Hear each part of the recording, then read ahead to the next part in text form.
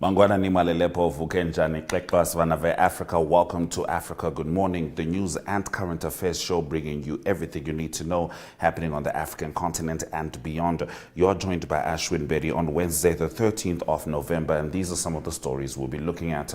UN Security Council considers action on Sudan war. Senegalese Prime Minister Sonko calls on supporters to avenge campaign violence.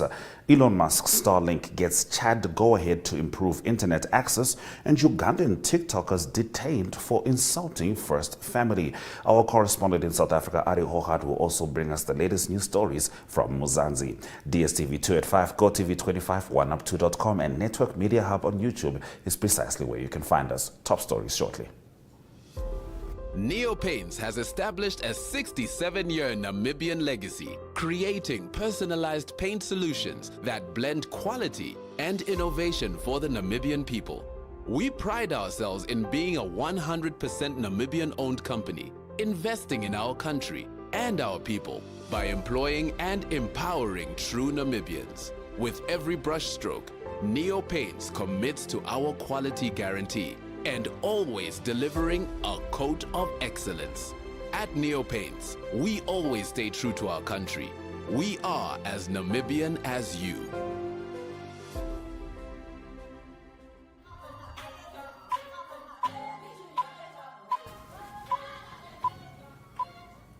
The United Nations Security Council is discussing a British-drafted resolution that demands Sudan's warring parties cease hostilities and calls on them to allow safe, rapid and unhindered deliveries of aid across front lines and borders. War erupted in April 2023 from a power struggle between the Sudanese army and the paramilitary Rapid Support Forces ahead of a planned transition to civilian rule and triggered the world's largest displacement crisis. It has produced waves of ethnically driven violence blamed largely on the RSF. The RSF has denied harming civilians in Sudan and attributed the activity to rogue actors.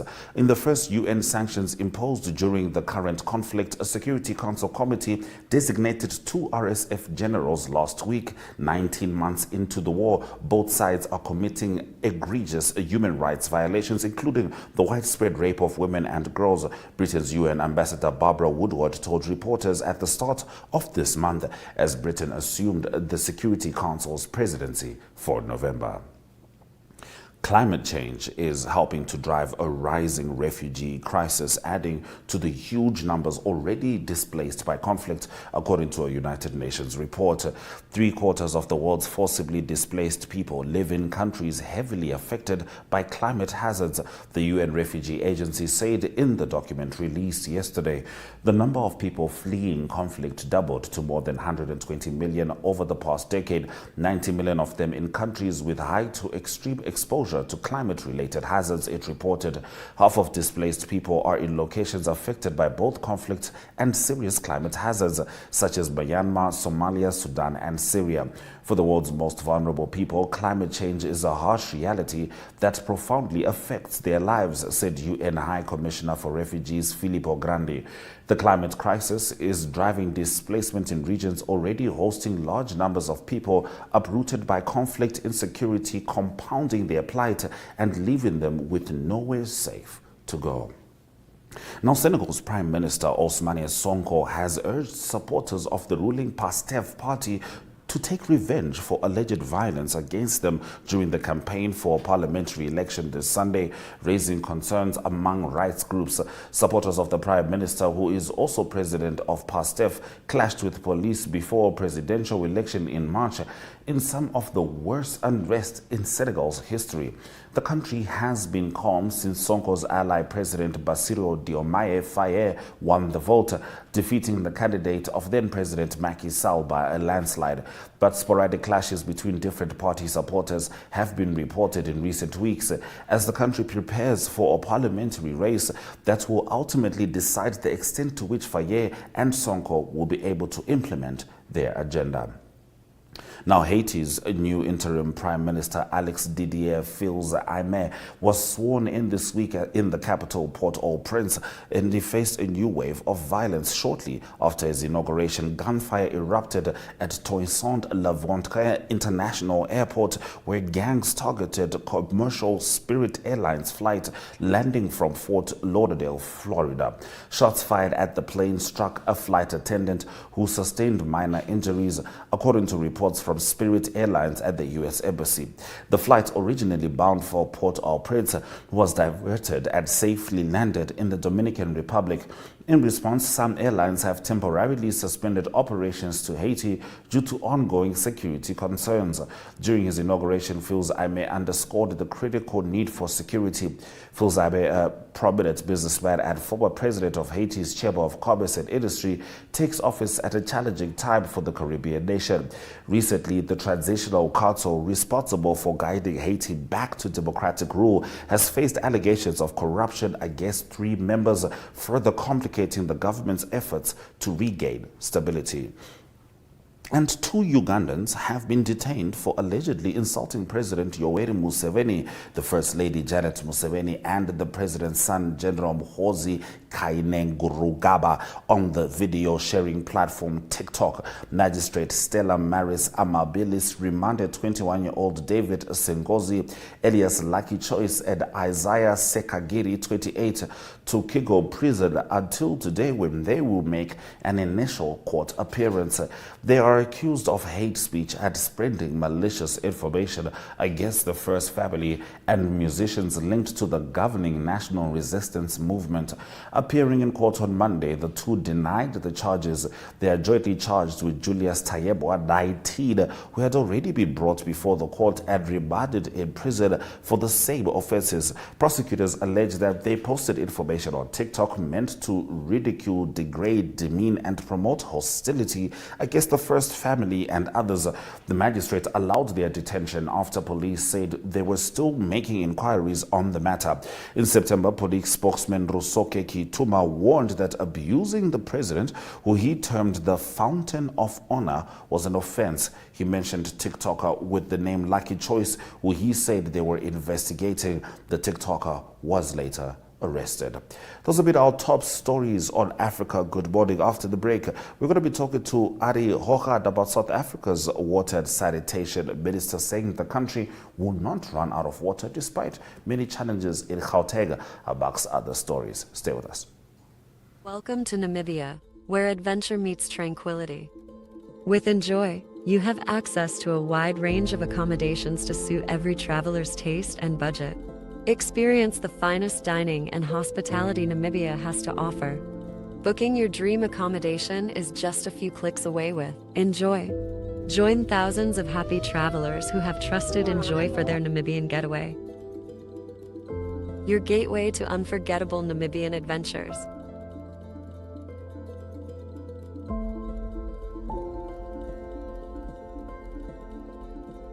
Visit us today at enjoy.my.na.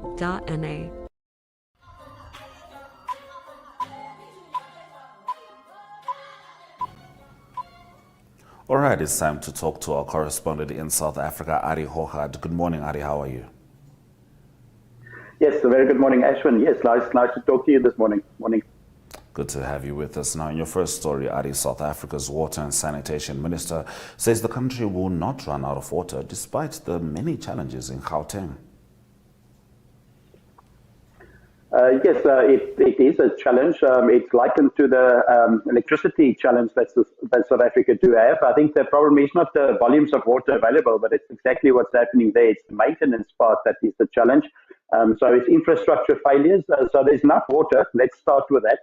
But it's still it's the summer rainfall season. The dams are actually quite dry, so we need rain in the northern parts of the country of South Africa. But there's normally enough water in the system, but there's a big but. The infrastructure failures, that's a big problem. Some of the pipes are as 50 years old in the system. They needed to replace a long time ago. And then also clients not paying for their money, for the water. So that is a problem, the infrastructures from the municipalities. That is Minister Penny Motshidina. She's got a difficult task. It's about water and sanitation. So at the moment, the leakage percentage in South Africa is 33%. So it's a massive. The international norm is 15%. Obviously, you do have problems, you do have leakages, you do have things that break, but not to the extent that it is in South Africa at the moment. So she also said that it's important that South Africans need to change their water usage behavior. In Gauteng is roughly 250 litres, 279 litres per person that is used. The world norm again is 179 litres per person. So it's also how we go about using our water. But some of the MPs in government likened the water situation with electricity. So we had load shedding. We don't want water shedding to happen. And what's happening at the moment, the reality is, or how it practically works, is the government is responsible for water resource management. So that is roughly making sure the dams and all the catchment areas are in order. But then the municipalities are very responsible for obviously rolling out the water process and getting the water to the households and also getting the money in for people that use the water. So that's the problem. At the moment, there's Gauteng owes Rand Water 7.3 billion South African Rand. So that is not acceptable. And nationally, all the municipalities owe the water departments 23 billion South African Rand. So many of that's going to be written off. So it's not a good situation, but hopefully they can take it from now forward and make sure that people that do use water pay for it now going forward at least. All right, Ari, moving on, tell us about the important and much needed upgrades and improvements that have been halted at Durban Port. What's behind this? Yes, there was some good news and now there's challenging news. The good news was that upgrades very urgently needed. It is private sector or from outside that companies coming in. There was a bid, there was a tender that went out and it was awarded to the Container Terminal Services Incorporated. That's the company's name. They're one of the best ones in the world, so there's their logo. But then there was a challenge now in the Durban, in the courts from APM Terminals, and they part the subsidiary of the Danish company Maersk that is quite big. And they claim that, they argue that there was a special treatment into the access of solvency in the whole process of the getting to decide who must get the work done. So that is a bit of a problem at the moment. They in court say work needs to be done. They need to upgrade the port. But at the moment they're fighting who must get the job. And so it was a close bid. It was just $100,000 US, the difference between the two. So that may be frustrating for the other one, but we don't need this to go into the courts. We need the services to be done. So hopefully they can sort that out soon, but that's still a pending situation at the moment. All right, Ari, tell us about the urgent application which was filed by airline FlySafair SA Fair.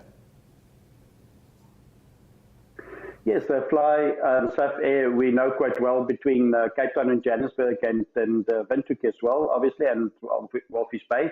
But the challenge is that there's the IASC, it's the International Air Services Council. They said that they have an application to interdict, or the Fly Air had filed the application to interdict the ruling by the International Air Services Council. In short, it means that they say they're not happy with the shareholding. It's an Irish-based company, ASL Aviation. They've got 74%, 74.86% stake in FlySafair, and that's influencing the international flights of FlySafair, not the commercial one or not the local ones, but it's got an influence also or effect, potential effect for Namibia as well. FlySafair fly to Namibia and also to Mauritius and Zambia, Zimbabwe, and also Mozambique. So that's the offices of ASL Aviation in Ireland. So hopefully they can sort that out. But the challenge for FlySafair is that the IASC, they are an institution within the Department of Transport in South Africa. So they have the power to revoke. So it's important that they get all those documentations in order. I would have thought that it would have been something they would have challenged before it was done. So hopefully they can sort it out now. All right, Ari. Now, challenging times for Africa's largest pay TV operator. Yes, I think the economy also has got a big role to play here, but also the services rendered or the options online is also challenging MultiChoice. It's the biggest television subscribers company in Africa, but they've lost the TV subscriptions, quite a few volumes of that, 5% loss in South Africa, 15% in Africa. That adds up to, let's say, across the board, 10% loss in TV subscribers. That's quite a volume that they've lost. It is also in rand and value terms, it is 1.85 billion South African rand that the income that's not there, that they lost.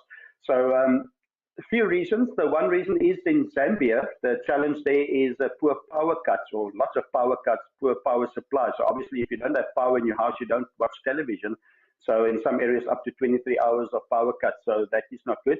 And then in Nigeria, another big market for MultiChoice, it's just the economy that is really challenging there as well. It is down by about 30% over the last year. So that is definitely going to be an impact. But MultiChoice offers, obviously, it's Showmax, it's television and Showmax that they offer, but less people that signed in. Maybe it can stabilize now, but definitely the economy is the role to play. But also lots of options, other options online in streaming that is available now for clients that do have an effect on MultiChoice. All right. Thank you for bringing us the news stories from South Africa, Ari. Yes, big pleasure, Ashwin, and brilliant day for everyone. We'll talk again. Bye-bye. All right, cheers. Now, Chad said yesterday it had approved the licensing of Elon Musk's satellite internet provider, Starlink. We'll be talking about that in economic news after the weather.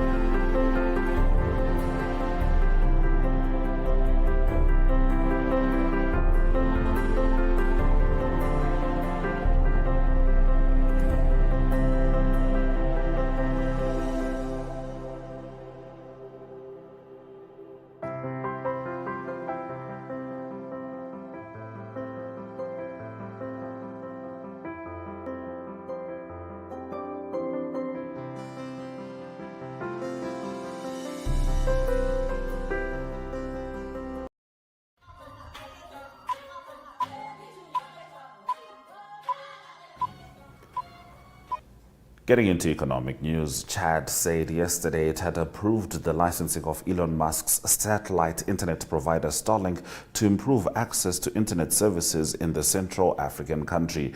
Starlink, the satellite unit of SpaceX, operates in several African countries but has faced regulatory challenges in others and resistance from state telecoms monopolies. We have been talking to Starlink since 2021 and we have managed to agree on the essentials, Chad's communications minister Bouka Michel told Reuters by telephone. Now, the latest World Bank figures show that only 12% of Chad's population had access to internet in 2022. A large part of our territory is not covered by fiber optics, and I believe that Starlink will help us bridge this gap, Michel said, adding that better internet access will allow Chad to digitalize public services in remote areas and boost the development of tech startups. Starlink, now available in Chad, Musk posted on X on Monday. The internet provider operates in several African countries, including Zimbabwe, Nigeria, Mozambique, Malawi, Madagascar, Benin, South Sudan, Eswatini, and Sierra Leone. Now, the World Bank and other financial institutions are engaged in discussions about funding a mega hydropower project in the Democratic Republic of Congo that has the potential of supplying electricity across the entire African continent. The Grand Inga Dam is capable of producing 44,000 megawatts of power and is estimated to cost $80 billion. Africa News correspondent Chris Okamringa visited the dam. The raging waters of the Congo Congo River are raising hopes of ending the energy shortages in the Democratic Republic of Congo.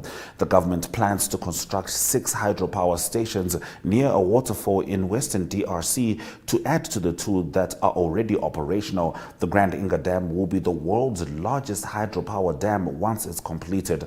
The construction has stalled for over a decade because of disagreements between the former DRC government and the World Bank over issues of transparency, but the current government has revived talks with the World Bank to fund the project. Those have been our economic news stories. Let's head over to the indicators before Ari returns with the sport.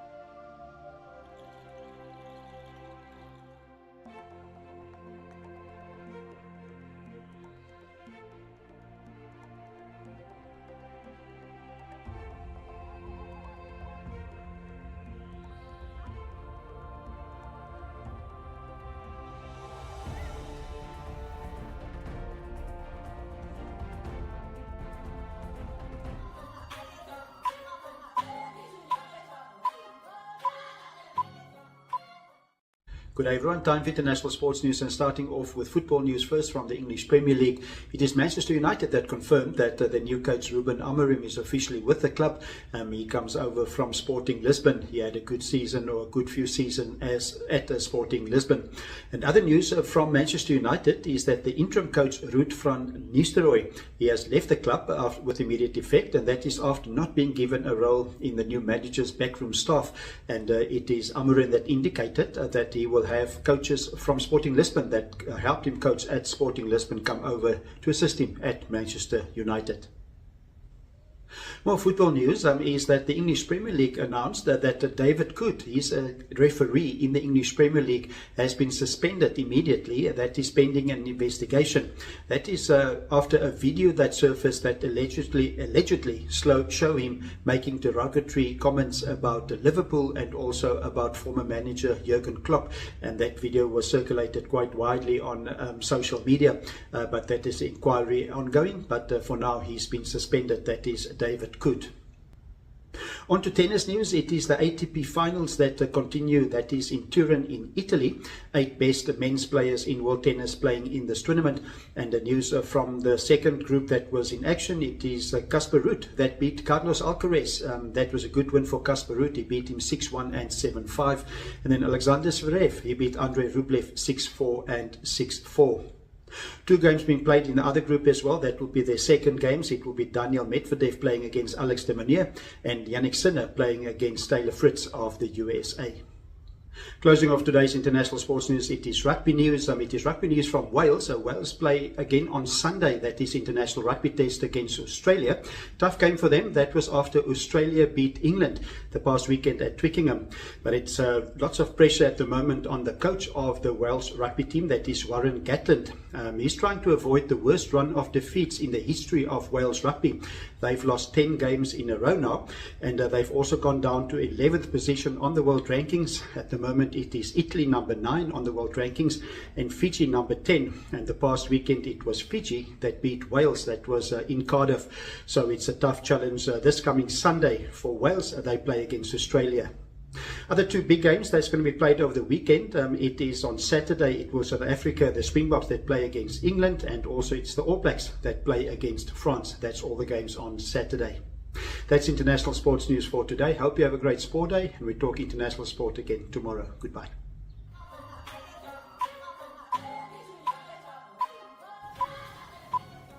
Thank you for staying with Africa Good Morning throughout the broadcast on Wednesday, the 13th of November. These are some of the highlights we had in the show. UN Security Council considers action on Sudan war. Refugees on front lines of global climate crisis. And Musk's Starlink gets Chad go-ahead to improve internet access. DSTV 285, GoTV 25, OneUp2.com and Network Media Hub on YouTube is precisely where you can find us every single weekday. From me, Ashwin Berry, and the Africa Good Morning team, Swela Jaganaka.